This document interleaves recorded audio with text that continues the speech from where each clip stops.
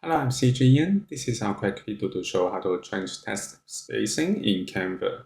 After starting Canva, we can go to choose a template to create a design. I will use presentation. Next, we can go to left toolbar to add text. Go to add a text box, and we can start to type. For example, I type text and the box, and click and drag the corner to enlarge it. I press Alt to enlarge it.